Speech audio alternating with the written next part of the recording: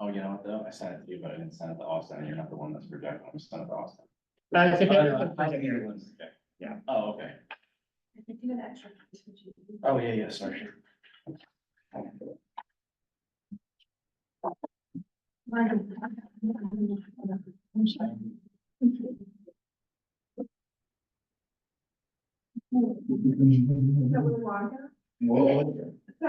nice. Bring back the phone.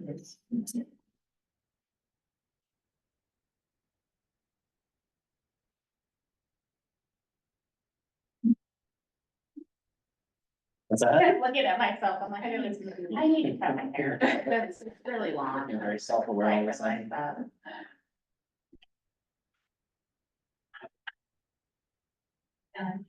Thank you.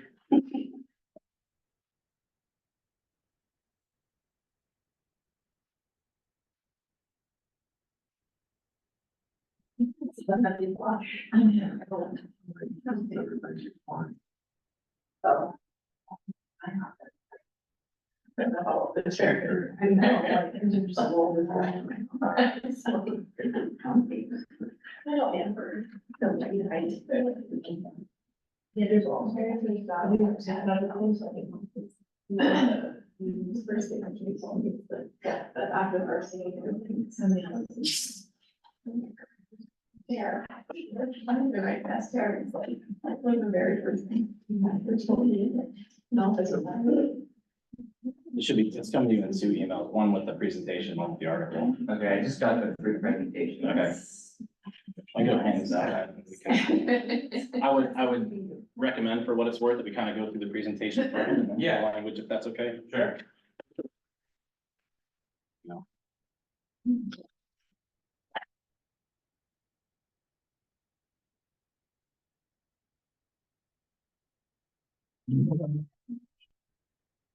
That's fine, we'll share. You guys really know. I mean. Take notes from them. You want that? Yes. You good? Good. All right.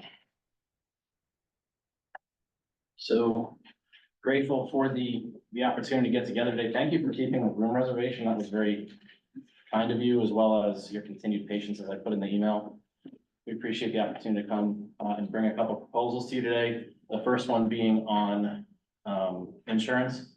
I think one of the important things that I want to say at the outset of this one is what we're going to be proposing to you all on health insurance is we would like for you to consider doing Article 12 as a separate MOU for the purposes of having enough time to implement it. We're up against the deadline for programming the system. And while it would be hopefully considered as part of the full book ratification, we would like to sign an MOU that would authorize to move ahead just on health insurance to give us the time to go ahead and get it done. Communicate it to, your members, our employees, so that they could go ahead and make their insurance elections. We would have time to program it inside the system. So you're gonna see some additional language at the top that just talks about that part of it. So we'd like you to please consider that. If you want to go ahead and hit forward, I'll start going through it.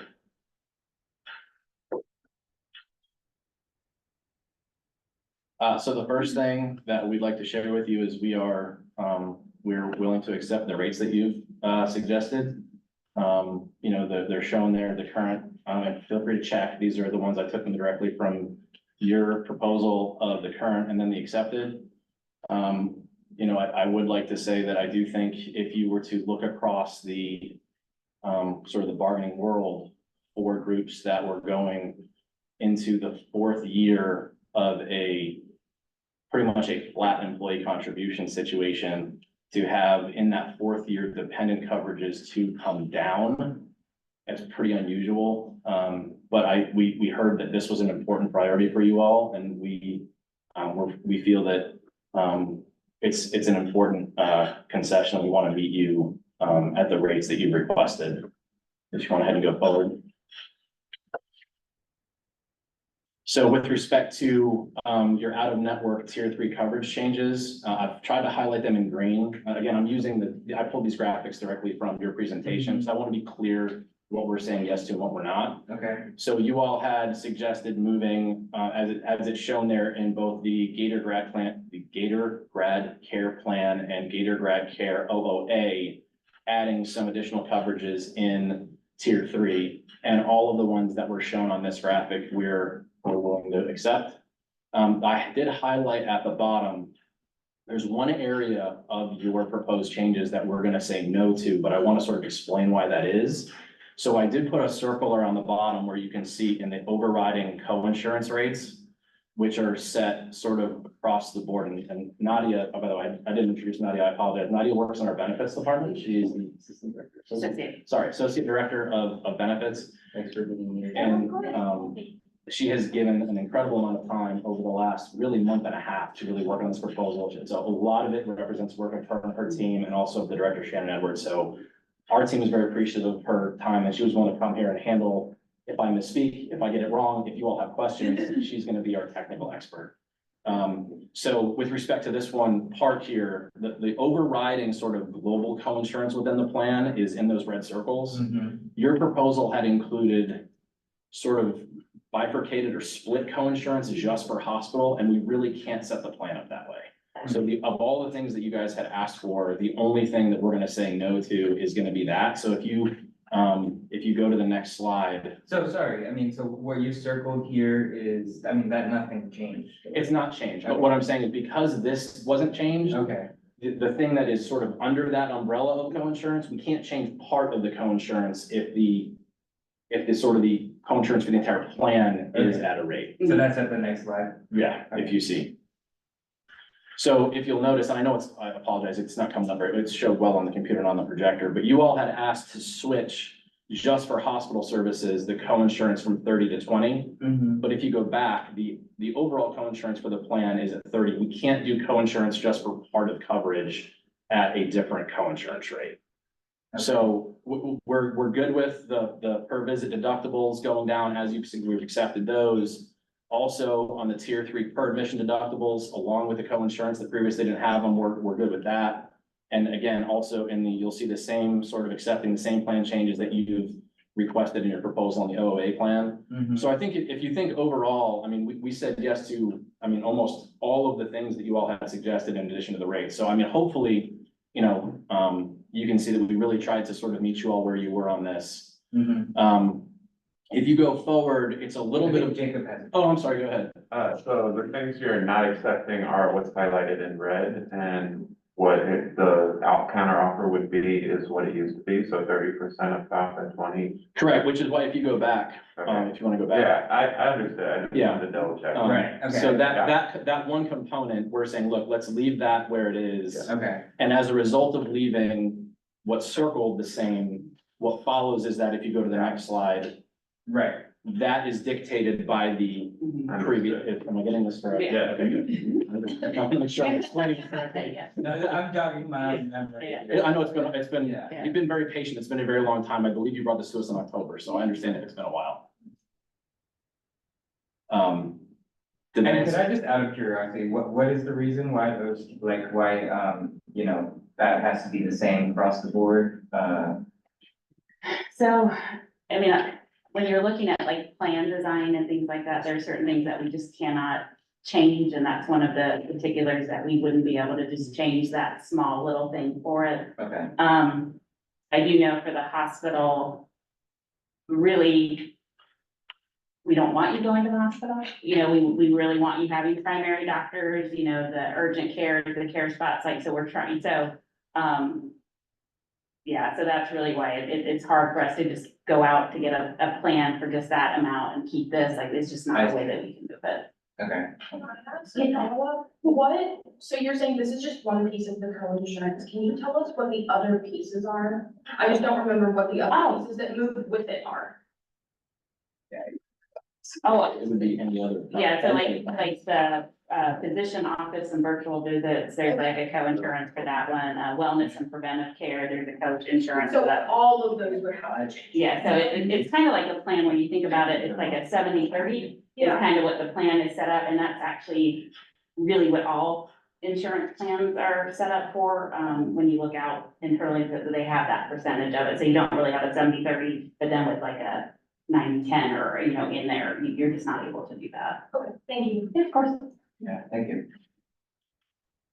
All right, so if you go ahead and go forward, so this is where sort of saying yes overall to the proposal gets a little bit different. So here's what we're proposing on the dental. We're proposing that we will continue to offer the dental that we offer now, and then add an employee option, but it'll be employee paid. Your proposal included that we would pay for the dental.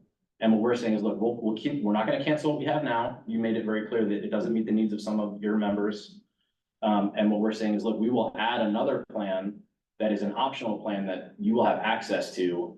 And it works a little bit different in terms of it's a dollar-based dental plan, meaning it doesn't have a network. And instead, the way it works, and again, jump in here if I don't do it correctly, the services that are listed, and this is a very short version of the plan document, obviously, we'll email you the entire plan document. But basically, the way it works is you don't have to go to a particular dentist, which we also heard was one of the things that you were concerned about, the number of people you could go to. This is sort of agnostic. You just have to submit the claim, and then you would be able to either remit the money directly to the dentist, or you could pay for it, and then the money would come directly back to you as sort of a repayment. Go ahead. So while I've been here. Yeah. I had to go buy outside dental insurance. Okay. Even with outside dental insurance, they covered 60% of this. Mhm. This was still $8,000. So this is a remit, so I would have had to pay all of that up front and then get it back. Well, so Eagle is just to kind of tell you, so this is actually a current plan that we offer to our employees, but it's also, none of the dental plans offered at UF are, we don't pay anything, those are completely employee paid based. So a lot of the dental places will actually, because you're kind of guaranteeing that they'll pay the 1,500, it isn't necessarily that you would have to pay the whole thing, they could at least bill for the 1,500. Dentists like the plan because there's no like cutting of the rates like the insurance company does, so they know like, okay, we're gonna at least get $1,500 from this Eagles dental plan for it. But most dentals in the area, and honestly, a lot of dentists are going away from insurance, there's like very few that they're not, because it's just not cost effective for them, so a lot of them actually prefer this kind of plan, because they know whatever they bill, they're gonna get up to 1,500.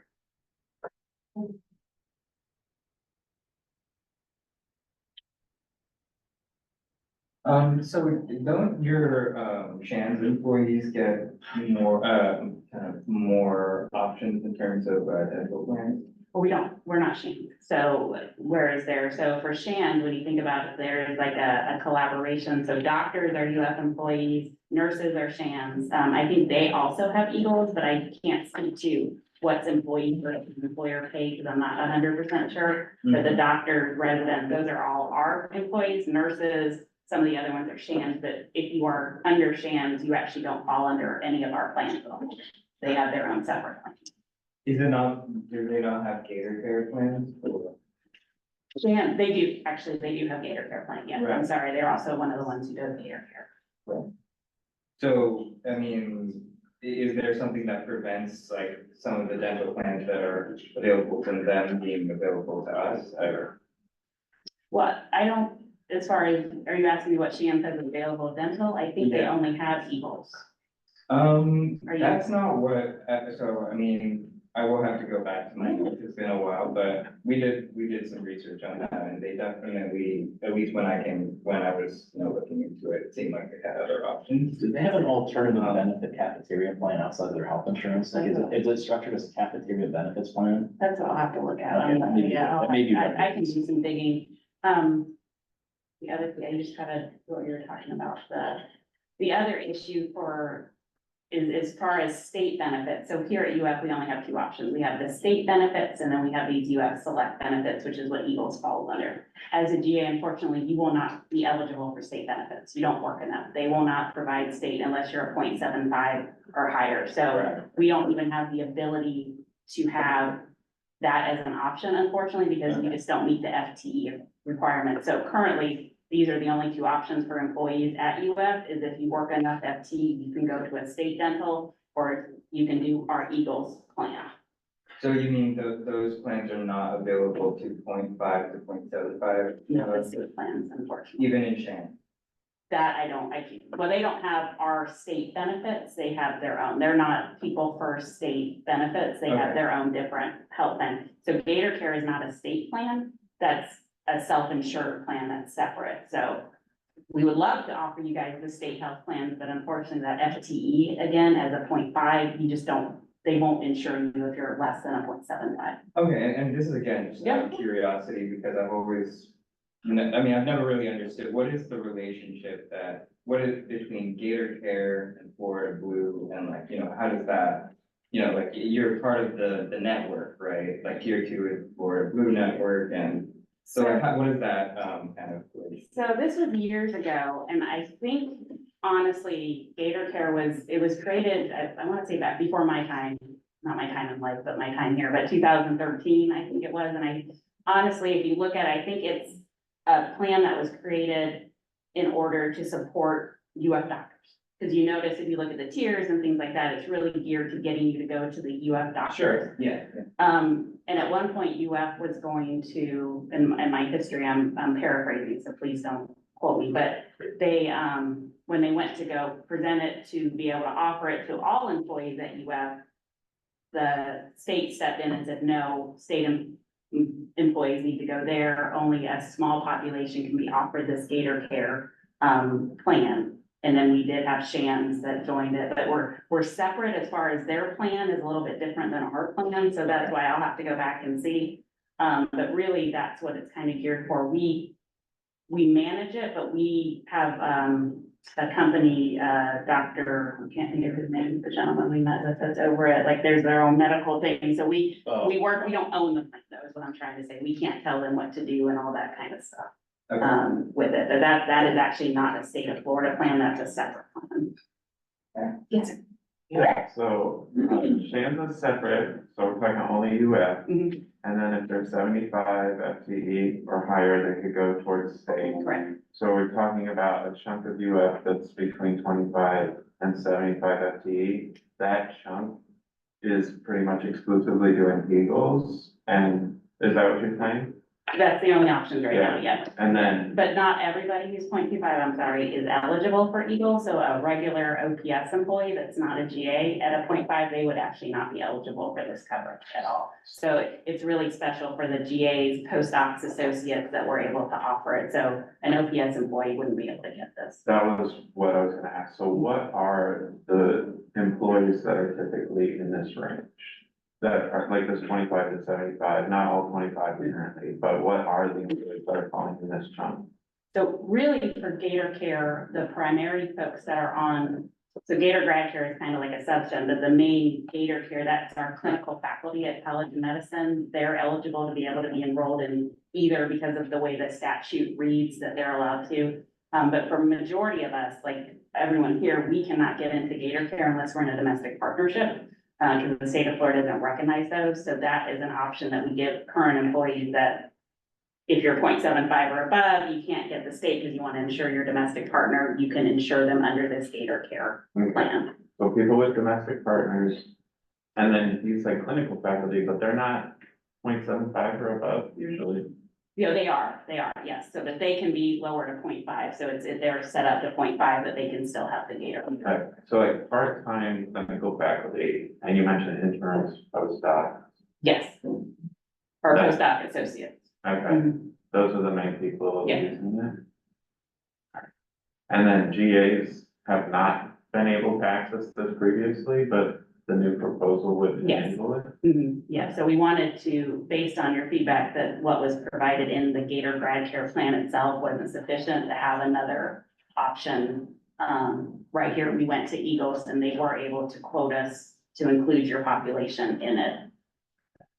And this is probably not entirely theoretical, but what would it look like if, like, would it be making an entirely new program if some of the things we asked for were like met as far as dental, like this type of dental coverage that we're asking for simply does not exist in the UF people, maybe Shams, but, and you all would have to like create it from scratch. Or we have to quote, and then that gets into, because when you go out to quote to like a new company, we have to get the bids and things, and then we have to sometimes promise how many are actually gonna enroll. Mhm. So that's the other thing. So it's like, and again, these are completely for anybody, employee pays for the demo. So when you're looking at quotes, they're gonna look at population, they're gonna look at how many do we think we're gonna have, and that's gonna impact that, the difference in the cost. Thank you. And just, quick follow-up, how long would that process take? I'm not, and I'm sorry, I don't know it offhand, there's a whole bid process UF has to do where you have to go out for the bid and you gotta get the quote and you gotta, so it would be a long-term type. 3 plan. years? Yeah, something that we'd have to do, probably not that, quite that long. Okay. We're actually looking at it with pre-doc fellows, Okay, because they're another population that we're trying to find, so we're currently trying to clean up that list to kind okay, of see and stuff like that, so. Yeah, realistically speaking, Sikander, what it would mean is like we would work in it in a given calendar year to probably be able to implement something for not the following year, but the year after. And like, in terms of like how long it would realistically take. Because they would need loss funds, actuarial analysis and all that, and they would need that for the first half of the year. It would be, so sorry, what are you saying the timeline? so if we were to say, look at it doing it that way, and you worked on it in 2024. Mhm.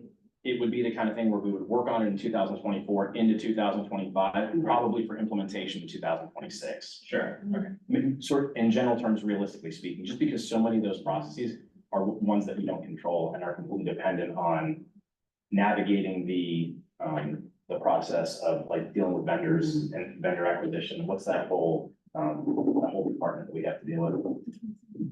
Say it again? Yeah, business, not just business services, but specifically, We're getting quotes and all that Yeah. kind of stuff. when the public entity buys some procurement. Procurement. I apologize, I'm like, I know what I it's usually called. don't know the big words, so I I know was what it's like. called. Resale. Yeah, go ahead. This is probably a question for you. Sure. Can you remind me what the current offering is? Right now, I'm going to the student clinic and Yeah. you pay, I'm gonna ask if Nadia had that with her. I did not link that, and it's been a while since I've looked at it. I have their contract. you pay fully out of. I've got the appendix in the contract. I had to do, No, so it basically, there's an allowance that it covers every year, but on your first visit, the entire allowance is used on just the x-rays, so then you have to pay for everything else. That's what I did. That was what I remember you all sort of presenting. Yeah, Yeah, it's in appendix G. it is through that student clinic. It is through that, And that first It's visit. $330 maximum per year. yeah, so all of that 330 goes to the x-ray, and then you have to pay like, I don't know, another 180, so. Yeah, there was 3 type of evaluation like appointments before you could get any treatment. And then, Well, it depends, I think, how bad. no, this is fully standard evaluation. There's like an intake, that's where they do the x-rays, that's where Yeah. the budget Yeah. is gone. Uh-huh. And you pay some out of pocket even just to be considered for as like a Right, possible yeah. patient. And then they do a 2 separate meeting, like evaluation about how they're going to treat you. And then. But, okay, yeah, but that's if you need treat, like, I mean, I just went for keep. All I need is cleaning, and there was 3 separate intakes, and now Really? on my 4th meeting, I have to pay $100 for it. Wow. So the way that the plan reads in the appendix and the way it's supposed to be administered is you get a maximum of 330 per calendar year, but you get the exam and they go over your medical history, your dental history, and you get x-rays, and they do cleaning and gum disease maintenance. That's what you're supposed to get at no cost. And you get that twice a year, per year, to a maximum value of $330. Yeah, Right, but it doesn't, you still get those even, anyway, that was the basics. of it. yeah, I think the trouble is that the 330 doesn't cover all of the, or even necessarily most of the expenses, like Right. even when you're doing the bare minimum, which is just getting your teeth cleaned. Right, You're easily spending over the multiple Right. sessions, you're spending, I know I'll have to go for another session, so like, you know, if you go for two appointments in a year, right? That's not, the second appointment is completely on you. got it. Yeah, we're not trying to be difficult about this. No, no, I don't think so. I mean, I think the reason why we're asking about all of that,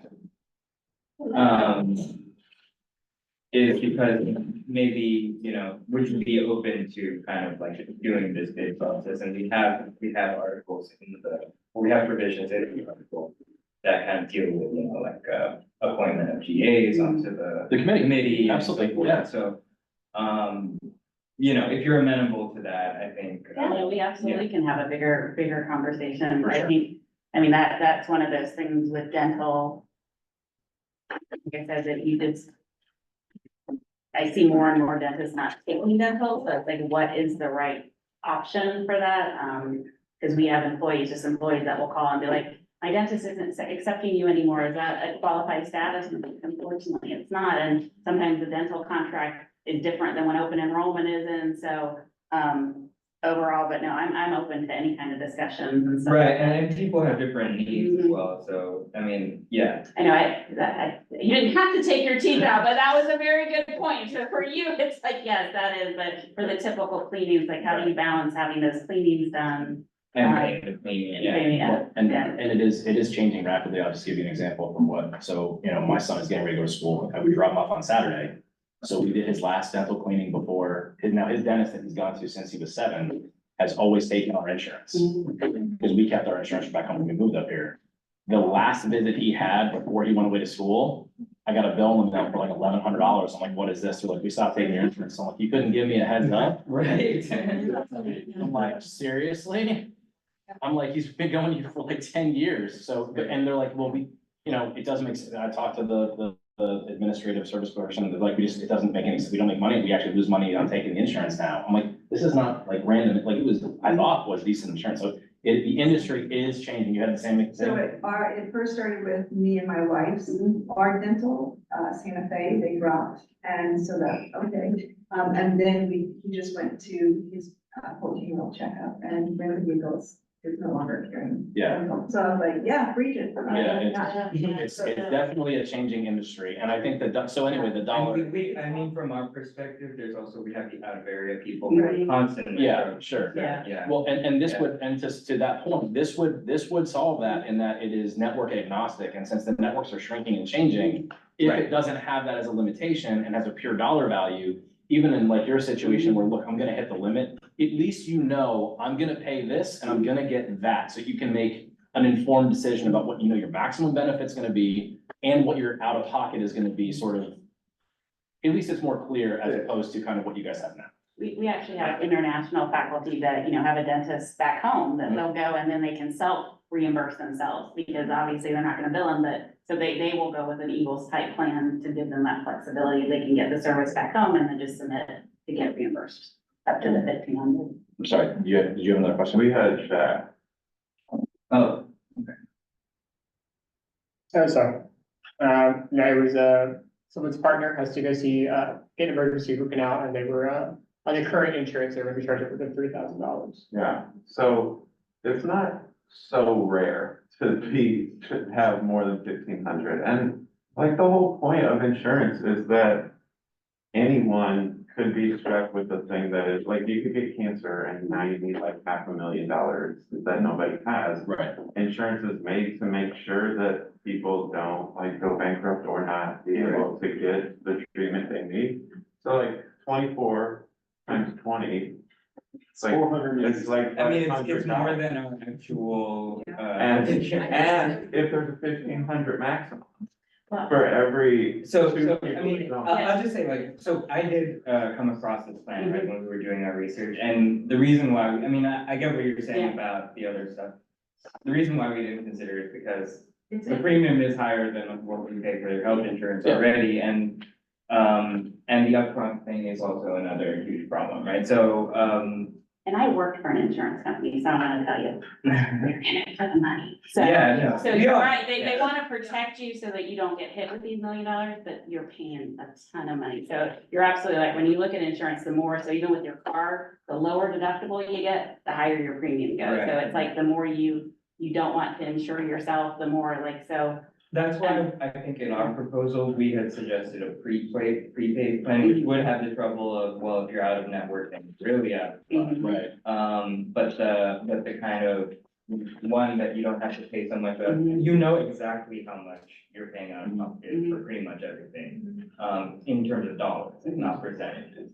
And, the premium is relatively low. So that was kind of where we were thinking with that. I mean, I think, yes, like for our area people, maybe this might be, I don't know. And you but, have you a know. tight network with that, so that's the only issue, like the pre-plans that we offer currently to employees during our talks, we let them know, check that your dentist is on there, and if you have children, the pre-plan, I think it was actually you, Sarah, Robert, who found out that the pediatric dentist was all the way in Jacksonville. It wasn't even here in town, so, There's like 5 dentists that take that for you. yeah, Yeah. I have it, and yeah, they're- yeah. And they can so- change, and they can drop it if they want to.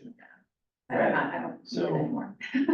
Yeah, If they wanted to go through the bid process, that would preclude them from also being on board this Eagles No. rates. no, and I think that's a good point. I mean, I appreciate that you brought it up, Sikander, because I do think that this would be something that we really kind of love to dig in with you guys about. Sure, yeah. You know, I do think that unfortunately, unlike the health coverage, where I feel like we have a little bit more ability to affect some of Yeah. the plan designs, and it's a little more consistent with knowing how those networks are, I think they're more, it's fair to say they're much more stable. Mhm.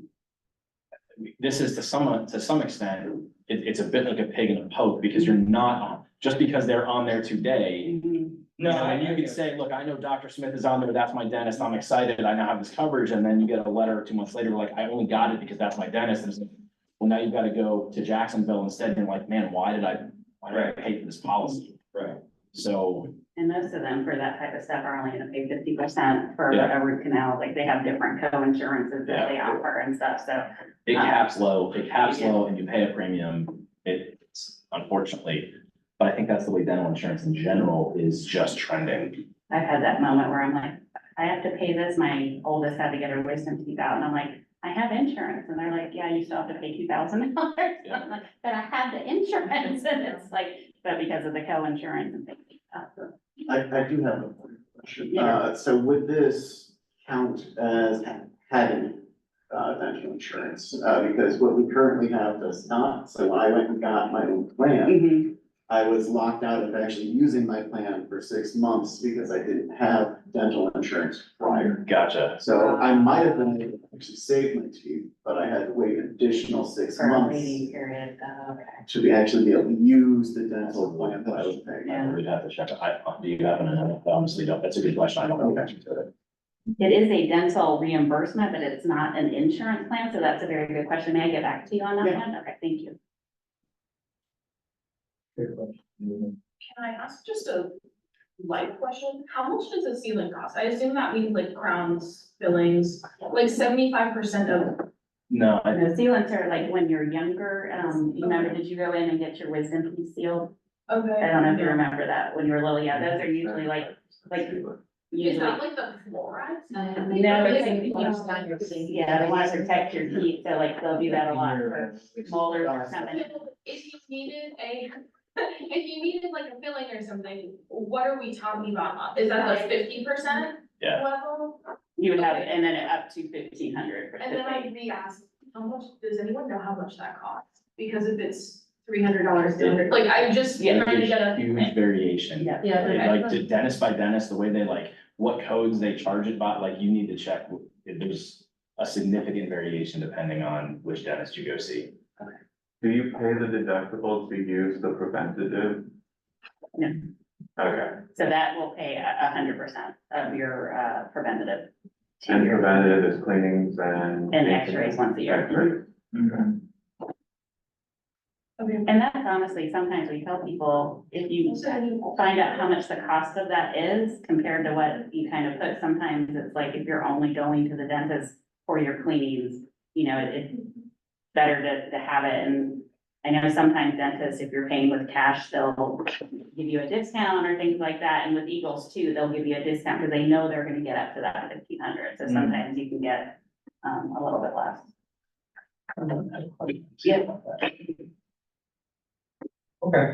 Can I clarify, what exactly is the $50 annual deductible? Is that if you go outside the 2 preventative visits, it's $50? That's the minute you have a claim that's not preventative, you pay a $50 deductible. Like kind of a copay or so, like you pay it as you walk in the door? Yeah, so it would be deducted from the, let's say that you had a claim of $1,000. You would pay the first $50. The next $950 would be covered at 50%. So if it only costs $50, then pay for it. Right, once a year. So if you have, if then you have a subsequent claim, that's another $300. You would get, you get $150 of it. You wouldn't have to pay the 50 again, but you would get half coverage of that. Got it. And it's not covered so much as reimbursed after the fact. Right, but They will pay they will pay the doc. the doctors directly. Yeah. They will, But- so a lot of, So you don't have to have the money up front. for the 1,500? You're right. No, so a lot of dentists in town will build it for them, so you get a little card that basically you give them and they'll call and confirm how much, and they'll actually bill. Because they know they're at least getting that amount. Yeah, you'll back. pay your part, but you won't pay the part that is covered. Yeah. And that's probably dentist dependent, though, like, I don't know if we wanna say that blanket, like, Yeah. there may be some that still make you do it, but Yeah. we know that there's at least some that will, and again, it's gotta be done. Is that not the case with what we currently have as well, and it's supposed to work a similar way? I don't think so. We get a $330. No, I know we only get that much, but I just meant, isn't it supposed to be like they can bill it, but they usually don't? But I think it's a really super tight network, and it's like, it's only the couple Yeah. places that you can sort of go to. Just the student one, right? Yeah. You can only just go to the. And they only accept people based on whether it's a training opportunity for their students that they want. So you can be turned away for like, not being within the. That's true, yeah, they do have that. At that time. Although I don't know if I've ever heard of that. So you can't just make an appointment, is it like just you show up? That's to what do? the thing we're paying for, that we blow the budget and then pay a little extra. Is this just them seeing if you would be somebody they want their students to learn on? And that's why there's 3 visits, because that's the first one where it's like a screening to see if they'll even take you. And then the actual like evaluation where they're seeing like what's wrong with you is split over 2 sessions. So that's why you're 3 sessions in before you're getting to any treatment.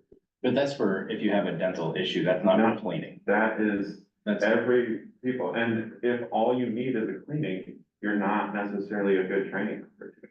So chances are you might get turned away. Which is the dental school, you have dental? can we check on that? Have you ever heard of that?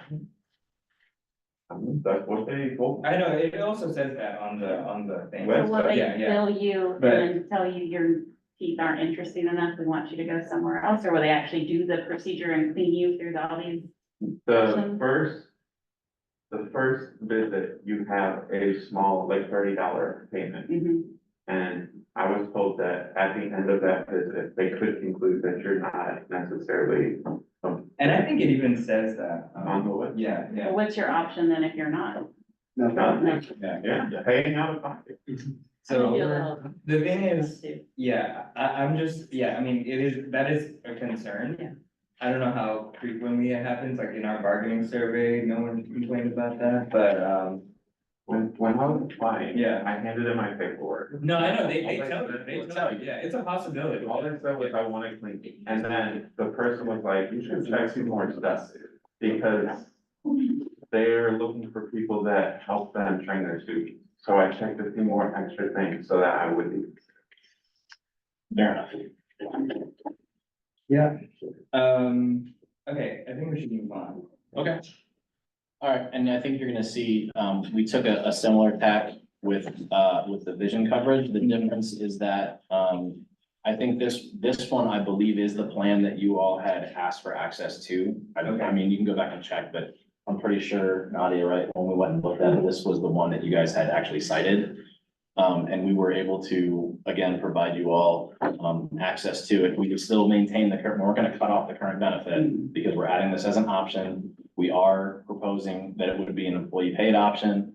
But it is the plan that you had requested access to. So Do you have a copy of the plan itself?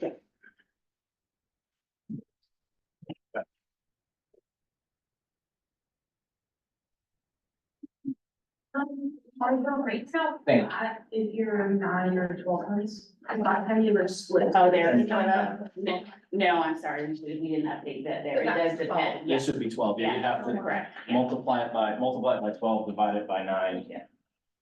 Sorry about that, that's my fault. I'm the one trying to read this together. So, your first bullet point is maintain current offering, Yeah, which is nothing, right? I mean, Well, I think the current I plan thought there does was a provide small- some it's, yeah. yeah, it's not a significant benefit, but I thought that it was, It allows us, ophthalmology appointments, not optometry appointments, and it doesn't cover any classes.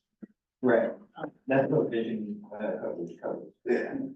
yeah, we just wanted to make sure, we wanted you to understand that whatever coverage was currently being provided, we weren't removing anything. Yeah. Okay. I guess that was my point. Fair. In case there was someone who's like, I relied on that, and then we inadvertently, even though none of us in this room considered that person's case, we're like, they I was lost just wondering if access. there was some vision. No. But the current cover, I guess the whole thing is that this is purely intended to be in addition to, without removing anything. That was my point. And if the GA didn't want it, they wouldn't have to elect the coverage, they would still just have what was. Right. So, is this the only, option? Correct, yeah, so right now it's the only UF select option for vision, all of the other, there's actually, it's a Humana pre-tax on the state level for those 0.75 or higher, and then this UF select one is, post-tax. And the Eagles thing was an add-on. Correct, yeah, but those are the current offerings to UF employees that we have. Okay.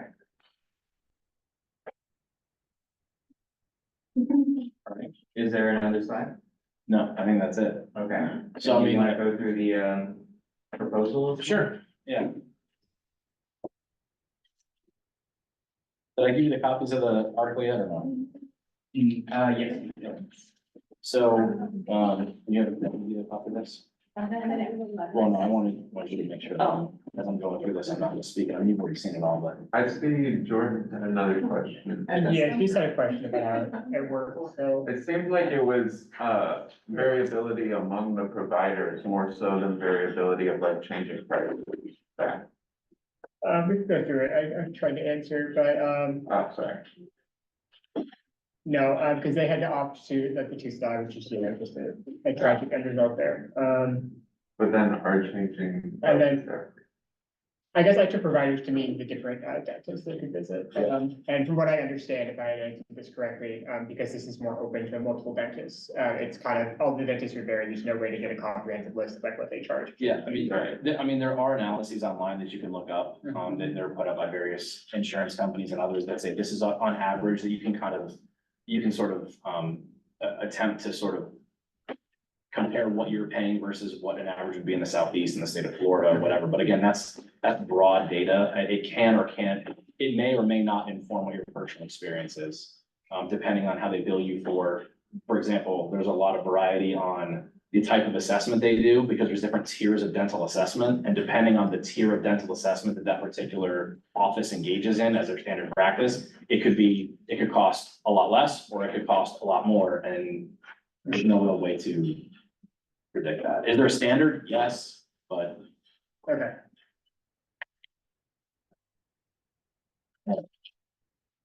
So is there anything specifically you want to go through? yeah, I think we can just kind of go through it, make sure there aren't any questions. Sure. I mean, I think one of the things that you're gonna see that still is in here that wasn't part of the presentation is we definitely want to, the language in the top that I referred to is there about this being sort of, we want to do this one like kind of now, if at all possible, so we have enough time to do it. And to be honest, on that point, I just want to make sure that hopefully, while I realize that there are components of your proposal that we said that we did not accept, hopefully, you all understand that we did try to meet almost all of the portions of the proposal that you guys had requested. And that is a combination of the fact that I mean, you laid out many of the needs that you have, and we feel that this is a priority, not just the priority that we want to try to meet as many of those needs as we can at this time. But we also want to do it in enough time so that we could do it for this coming year, as opposed to getting mired in a lot of the details and then be like, okay, well, now we're talking about, you know, 26. So, there was a change. This is not a new change, but I want to go ahead and go over it about, the insurance committee, which you've already referenced. So that was a change because, the change was from 1 to 2. I don't know how, you know, whether or not that's considered a major change. In 12.3, what I attempted to do was discuss the changes from previous. But I did also put in there this statement, and this is a really important statement for us, I missed what you just said. down in 12.3. We also skipped 12.1. Oh, I'm sorry, we can go back up. Mhm. This is what we talked about before, about being enrolled in employee-only coverage as described below, unless the GA actively opts out of coverage. This was something that I thought you guys had already said you're okay with in your presentation. I think that's what we wanted, right? Because right now we have to like, Go in and enroll and unfortunately. Yes, I think we agreed. Yeah. You Yeah. had, that's why I kind of skipped past it. I thought we were good with all that. why did we get rid of the, sentence just saying that our provider is Gator Care? So I think one of the reasons is because technically by putting that sentence in there, if for whatever reason, the name of the provider changed, even if the plan details didn't, we would actually have to bargain the change in the name of the provider, and that's not something we might be in a position to do. So the plan details are enshrined in the document. We have to bargain those with you. Frankly, the name of what it's called, I can't imagine is like a die on the hill sort of issue. That was why I removed it. I mean, it's kind of a detail, but it doesn't. Okay, thank you. Sure. Down to 12.3. And this is the thing that I wanna make sure, because we enumerated these changes, because I wanted to be clear kind of things we were doing. The sentence that starts on line 20, while the plan document shall with the governing authority on specific plan details and coverages, see appendix F. I think, you know, we want to make abundantly clear that, look, it's gonna be the plan documents, that if there's a dispute between the way that somebody interprets a piece of contract language and the official formal legal plan documents themselves, it's gonna be the plan documents that are gonna dictate the way that the plan works.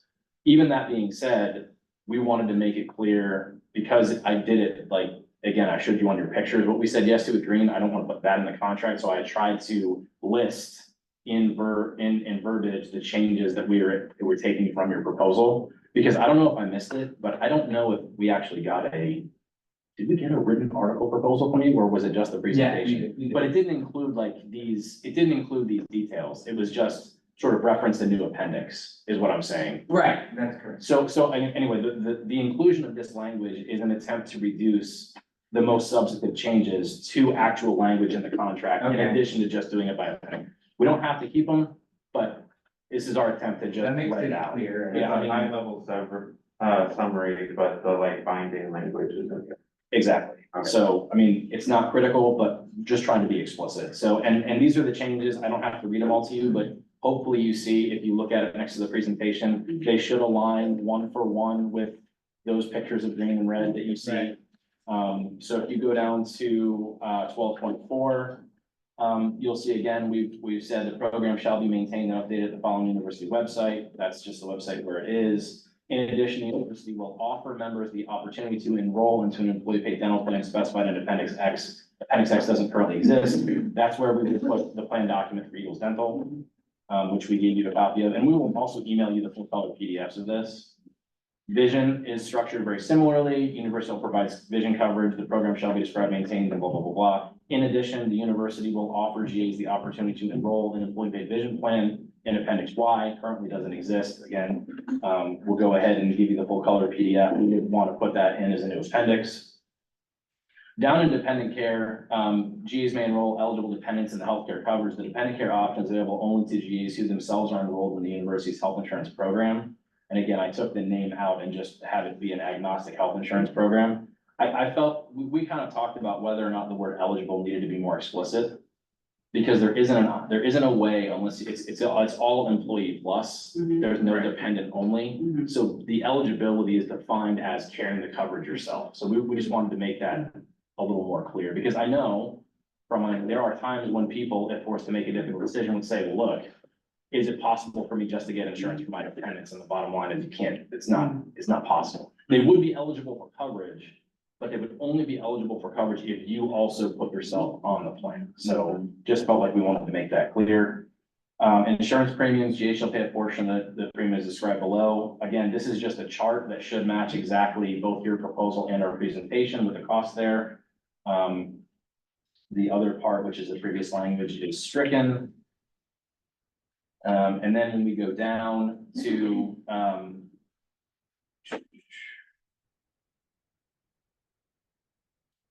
down to, 12.9, in accordance with Article 20.8 for 9-month GA's health coverage continue during the summer months if they're scheduled to return in the fall, or if they're eligible for reappointment in the fall, they will be put on a short work break.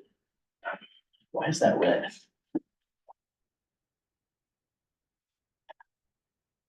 That sounds like old contract. I think it might be just the number. Or did we move it from another section? It's big, yeah, it's moved, that's all. Oh, moved from where? From 20? Some of that language is. Mine's not like this. Yeah. Yeah, I attempted to.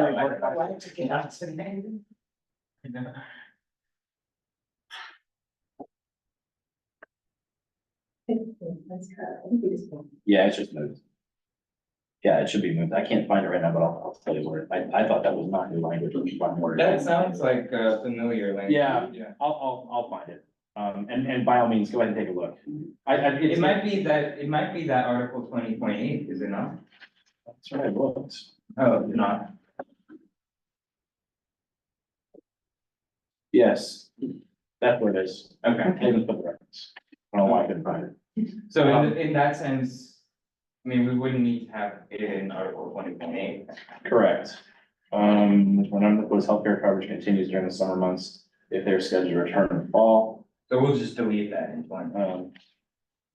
Yeah, because again, remember, I think one of your proposals was sort of cleaning up Article 20, because remember, Article 20 is that sort of garbage proposal of Yeah, other rights or something. right, yeah. So, picking, like, putting it, it's been so long. Yes, you're exactly right. We were trying to put it where it's supposed to be. Yeah, consolidate into. Right. Yeah. All right, so 12.10 GAs shall maintain access to coverage provided they continue to pay their portion of required monthly premiums. If due to unpaid leave, the GA's earnings are not sufficient to cover their portion of premiums, the GA may be required to remit their portion of premiums to the university until such time as sufficient earnings can cover their portion of premiums through payroll deduction. If a GA fails to remit their portion of the premiums to the university in such a case, the university may suspend the insurance coverage or coverages of the GA until such time as any overdue premiums have been paid. So this is practice. I mean, the bottom line is that if you have coverage and you are not currently working, not getting your employer contribution, and you have extra coverage, this is, and you're free to, I don't know, not if you want to say anything, this is the way it works. This is standard practice, but it wasn't included in here, and we feel it's probably important for people to know, especially because if they avail themselves of an unpaid leave, which hopefully we're going to solve when we deal on unpaid leave, they need to understand that if they choose to do that, They still pay. they still have to pay their insurance. It's not just gonna keep covering them, because the moment that people find out about this is when they go to use it, not when they take the unpaid leave. And it can create a nightmare scenario for an employee who's already out of work and probably dealing with other issues to then try to go to the doctor and find out, oh, wait a second, my health insurance doesn't work. Right. So again, we feel that we just wanted to be explicit about how it works. That's good. And then 12.11, you've seen from us, I'm sorry, was there a question? Yeah, how would somebody do that? Like, how do you do it? With our office. So basically, and the nice thing is leave is under me too in our benefit suite. So if a GA is going, and especially an unpaid leave of absence, as you guys work that through, then we're gonna include, information to the GA to say, hey, you're gonna be a portion unpaid, you can work with my office, and basically they would send the payments into us, and then we would get those to Gator Care. Because we're gonna still continue to pay our portion, as long as you're an active employee on it, and we would just work with you to get your portion to get it over to Gator Care. So it'd be kind of like sending a physical payment. Exactly, yeah, a check, I'm sure none of you write checks anymore, I think I told that to one, and they're like, a checkbook, I'm like, yeah. Can't tap pay. Yeah, I Apple Pay. know. Google Pay. And then 12.11 is something that you guys have seen from us before, and I know that, I think your proposal previously had said you would consider reopening it like once within a 3-year period or something like that. We would like it to be reopened annually in accordance with Article 25.3. We would like to talk about it every year. Well, we were kind of, considering it more in the context of this rebid issue. Okay. Right. Gotcha. But what is your, Yeah, why would you like to do that? So I'm being very transparent about it. I've spent a lot of time bargaining insurance. Here's one of the problems with insurance. Even despite the changes that we're gonna make this year, which we support as part of our proposal, and we wanna meet you where you are. One of the things that I will just tell you from an employer perspective, not talking about insurance for a 3-year period, when the economic trending of insurance continues to go up, can result in very shocking cliffs and moments of extreme difficulty at the table when we have to force a financial correction. And what I mean by that is, if we lock in the insurance for 3 years, and don't come back to the table on it, and the trend for the next 3 years is an 8.5 or a 9% average increase on insurance, which is probably within the realm of what's expected. Especially because it's a self-insured plan, which can fluctuate a little bit more because we have to cover the risk corridor and some other details. When we come back to the table and there hasn't been any discussion or modifications to the plan or any increases contemplated at all for a period of 3 years, and we know that is our only opportunity to impact the employee side of the plan for another 3 years, it really hardens our position to be able to say, we want a 25% increase on the employee deductible this year because we've absorbed 10%, 10%, 10% compounded. And we know that whatever deal we agree to is gonna have to get not just through this year, but the year after that and the year after that. I guess that's kind of why smoothing out, quite frankly, the shared responsibility of insurance in terms of not only cost, but also design, giving us the flexibility to adjust on an annual basis allows us to be more flexible and work with you all in terms of, okay, how do you want to do this next iteration of the health plan? That's my basic answer. Okay, I think we'll have to discuss that part That's amongst fine. ourselves, but I do have 2 questions about that. One is, Sure. why has that not been an issue before? And the other thing is, so, I mean, the way that you framed it just now is you would only anticipate attempting to increase the premiums if, economic circumstances demanded that. But, I mean, how often would you, I mean, I feel like we're a fairly low risk pool, you can correct me if I'm wrong, but I mean, you on the younger side, I think, and, The issue is yeah. you have 1 or 2 people that have really bad conditions and they have medicine that's like super, or, doctor visits that can make it. So it is, whereas it, majority of you guys are, you're right, you're young, the 1 or 2 that, I mean, that's all absorbed in the cost of it. Right, I mean, there's a tail to Yeah, that. yeah. I mean, but, I guess, yeah, I mean, why has this not been an issue previously, I guess? I mean, I can't tell you about the philosophy of the previous bargaining team and why they didn't feel it was a priority. I do think the other thing is, while it may not be a problem to answer your question, I'm not trying to avoid your question. I do think what it will also do to some extent is energize the engagement of you and your members on the committee to have more regular, meaningful conversations and share more information with you all about how the plan is working, how the plan is functioning, what the usage is and all of those type of things, which I think in the long run will actually help keep you and your members informed about how is the plan operating and meeting the needs? Is it underspent? Is it overspent? All of sort of those kind of pieces of information, which are really important in helping explain the positions that we would then subsequently make at the bargaining table about why we want to either make a change or make a change to the premium or anything like that. It has become, certainly over the last, frankly, 2 decades now, when dealing with self-insured plans, because there's a huge difference in how self-insured plans and fully funded plans operate. Fully funded plans are more the traditional 1970, 1980. We pay a fee, that fee gives you coverage. If we spend less or we spend more than what that total pool of money remitted to the insurance company is, the insurance company either makes a bunch of money as a profit, or the insurance company loses money and they committed to that money for the year, so it doesn't matter. In a self-insured plan, we estimate what those costs are gonna be. We share them with the employee in the extent that we make that agreement, and then we pay the actual claims against, and this is an overall explanation. I'm not going into all the details, but in a general sense, if those claims outstrip what we estimated the total, our contribution and your contribution would be, then we as the employer eat it. It's not eaten by an insurance company. It can get back into reinsurance, which you have to take a policy on. that's another sort of complicated detail. So it all kind of comes to that. And over time, what winds up happening is if we underestimate too much, what winds up happening is we get in a situation where when we're talking about, if we want to talk about salaries, a dollar is a dollar no matter where it's spent. So if we know that we are in a situation where the previous contribution to the health plan to keep it funded was X, and now it's X plus A. Well, that money is gonna come off of whatever we're gonna spend next year, and it can negatively impact our ability to talk about other remuneration, basically. How frequently has this happened in the last 5 years? Increases? Well, I mean, where you come to a point where you realize you underestimated how much the costs are gonna be.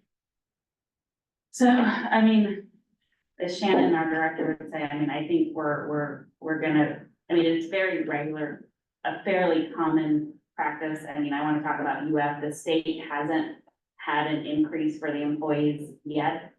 I don't think that's gonna continue, not this year, but in the next couple of years, especially with all the COVID claims that came in. There's, I mean, that was a whole different, so I don't know if they're waiting to see. But as Patrick said, it is very common where they can, or you have somebody new on the plan. And again, they have those high treatment things and now they have to adjust, so it does really kind of depend on how many people are enrolling. And hopefully with this regular enrollment, that if you guys agree to that, and we're able to do that, you're gonna have a lot more members in the plan. So that would also help, you know, because that would allow a broader versus a smaller pool. It'll stabilize. Yeah, to have that, so. I think that's gonna be a great, because just from someone who gets the calls from the GAs that didn't understand that they had to enroll within 60 days and then opt out of student health, and it's like, I'm hoping this, at least for them, they'll be on this $12 insurance, which is way better than getting hit with the $1,800 It's gonna charge. be seven. $17.65, I'm sorry, $12 today, sorry. Okay. To opt out of student. Yes, you can absolutely, so if you're still on you're on somebody else's plan, on your parents' plan, and you don't want it, that's what you're gonna have to do. So versus everybody having to do something and those that don't want it, not having to do anything, it's just gonna be reversed. Those that want it won't have to do anything, and those that don't will have to opt out. But, okay, so you automatically have it, but you still need to fill out the waiver. Yes, that's a separate process from us. We try to talk to them to see, is there some way that we can communicate those that enroll with us to be able to provide to them. It's different systems, so I don't know, but unfortunately, as a GA, you do have to still go into student health and make that opt out. Yeah, I think we need to discuss that part a little more. You mind, do you have another proposal? We have a stipend proposal. Oh, you do? Great. Oh, sure, yeah. Oh, wait a minute. Have you sent that one, Carol? No, I'm gonna send it right now.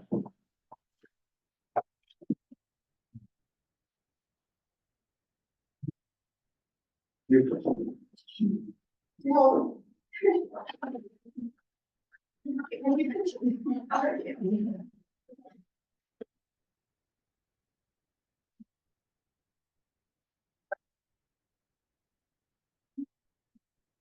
And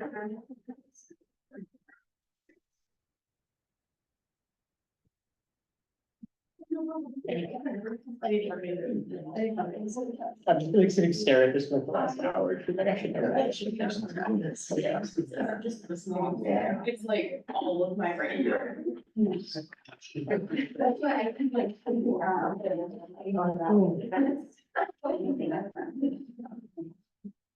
Yeah, that one's You didn't get a competing though. I will say this, maybe you were influenced by lice and which I wouldn't say is exactly. But you must say you got third away. That is a burr, you're not, now you're full. Oh, that's right, in my old job, I was like, solving. And it wasn't used. In a positive way. This is what we propose in like. This is used in a very accusatory manner.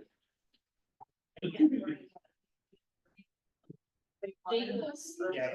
I have given that one. Those are great numbers, yeah, ready to go. Well, I had somebody actually asked me, they were like asking for us to like sign something, saying that we were like willing to like mail them out if they don't have enough money, because they don't have enough, Yeah. And I was like, we can do and he's like, no, like you wouldn't have to give us money, and I thought like, that kind of situation didn't happen.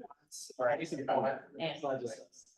it is not, No. because they had to find somebody else next time, for like financial. Right. Which is I mean, like, we just don't have the money for that, like, we only have like our budget is not gonna be able to sustain. That's it. Like, I mean, the budget's less than my salary. I mean, technically.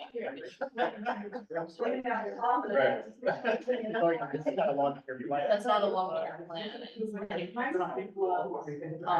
I mean, again, like, I live in Ruby. Sikander, while it's time, we make sure that we have our next time like locked out. I don't know if we know on our side what the availability is. I know for me personally, Thursday is gonna be bad. Because honestly, Yeah, what- Thursday's my night. Yeah. okay, so what I had said before, like, even if we have to do the next couple months, like. Yeah. The insurance one, like, I'm not trying to like pressure you all or to make a decision. We tried to give you like our, like the best possible version of what we could do. We need to be able to tell the people, Yeah. like. No, I get that. So, and again, I'm not trying to twist your arm, I'm just Sure, saying, like, sure. we're up against a hard deadline on that. What is the What hard is it? deadline? Like, we really need it like next week. Isn't the, Yeah. I mean, is there, Just on insurance, is there, Beginning of next week. just by the end of, if there's any way we can get it by the end of Yeah. next week. isn't the one on leave of absence is also done basically? not yet, Oh, yeah, Does it? No, not for everything, just this, the. just insurance. That's- Well, that's- yeah, the reason I was asking that though is it does have like some synergies with like. You're citing a lot of articles in here, what if those articles? I think we would be willing to work the I reference think out on the other side. That's. Okay. I think we need to talk about. No, that. But I appreciate. Yeah, it. I mean- And, Yeah. One thing is, would you be amenable to kind of TAing, like, 90% of it, and there's like one part that we have, an issue with or something like that? I think we need to get the whole article done. Let's wait for Olivia's back. I don't know if that's possible. We wouldn't have to get like the whole topic done. We couldn't do like most of the topic, right? You think so? Agree on. Okay. Is there, Because we're essentially, the MOU would kind of be amending the current contract, because we haven't ratified the contract. that's true. I didn't think about So then we fully ratify. Right. The full book, that it'll include the language in the MOU, it. Okay. and then whatever else remains. Okay.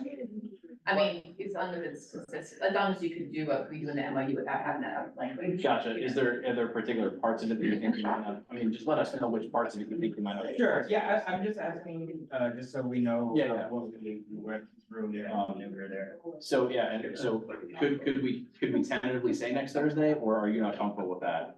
I just don't, I know next week's a busy week. I think it depends on how long this takes, but I was planning on consulting with the team and giving you kind of like. Let's do it. Okay. Yeah. Well, do you wanna do that and we can wait on 10, or do you wanna do 10 now? It's not gonna take long. There's basically two things that Okay. we clarify in Article 10. Okay, let's just do 10 and, All right, I sent it to you. is there presentation? No, because there's really two provisions in Article 10 for the most part that everybody cares about. You don't really need a whole, I mean, you don't need a whole presentation. Sure. You're really kind of, you don't need to. Thank you.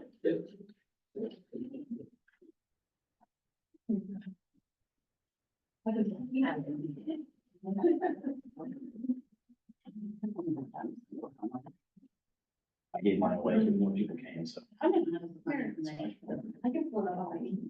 Yeah. No, he's gonna screen share it. All right, so our proposal regarding Article 10 is that we move the minimum stipend to 19,700 for a 9-month or 26,300 for a 12. And then in terms of raises, we are proposing a raise. This is the way it's currently stated in the contract. The proposal is 9-month and 12, but the raise is 12-month and 9, so 400, 533. So, and then the only other change you should see in the proposal is what I think we've already agreed on, which is all the way at the bottom, which is to move that Right. provision over to the other place in the contract. Okay. I don't think we need to get into the debate about this right now. No. Yeah, caucus, yeah. All right, thank you. There's a lot more of you than us. We can step out if y'all want to caucus. Now, we would Yeah. appreciate That's that. fine. Yeah. Wait, Yeah, what happened with outside employment? We just missed it. so it was something, oh, sorry, go ahead. It's being moved, it's staying exactly the Remind me same. where for the notes, I'm sorry. Yeah, so we had previously agreed on it in last year's TA as part of compensation, but we also agreed it didn't really, it's supposed to live in compensation. It should probably be spent, I think we put it either in We've already- Article 7 or Article. Yeah. Okay, thank you, sorry. Sorry, what was your name again? Oh, Nadia. Nadia, thank you, Yeah, of thanks for all the work. that- No, and if there's ever any questions or anything, feel free to reach out to me. We're gonna step out and go down the hall and find places to sit, so just kind of ask when you're ready. Oh. You know. Are we doing debrief? Yeah. I can. There's actually decent- You know, to look for- Yeah, because- Yeah. There's at least one person. That one. No, you go to interesting. Like. I don't see Tom there. Oh. Thank you. I think Robert was as well. No, but he was here. I've seen, but it's like 400, I've never. Hold up, guys, so are we doing the debrief room? We should do debrief just in case. Just in Yeah. case, okay. So tell everyone to check the link and stuff. Yeah, I don't have. We don't wanna lose y'all. Stay here. Yeah, we need to go to a different room to make sure it's just members. And make sure that you copy the password Before before you, you leave and click on the link. it's also in the email. Can't we just put the link in like this, in like the Discord so that in case there's a non-member and We can do that too, but Yeah, but I don't know sometimes if those everyone- people aren't on Discord. that's fair. It is in the email though. Yeah, there's the email if it for some reason doesn't work, but we'll also put it in the chat. We got a lot to be mad about. Yeah, you want to close that door. Why I wanna close the door? Okay, we need to pull up the 25-23. Yeah, dude, that's just the one that's reopened stagnants, I'm pretty sure. No, stipends is 25.2 that says we open, Okay. 25.3 says we both have to mutually agree to do any bargaining. So look at it, will you pull that up so we can double check the language, because they might not realize. Let's do They that. might be trying to circumvent that language, though, No. the way that they're. It says in accordance with, they might not realize. Yeah, they might not have read it. Hold up, are we moving to the debrief first? Yeah, I have to give people a minute to take the. Yeah, so let's So, hold off on. if you guys are coming to debrief, click on the link, hit the passcode. I'll close this in like a minute.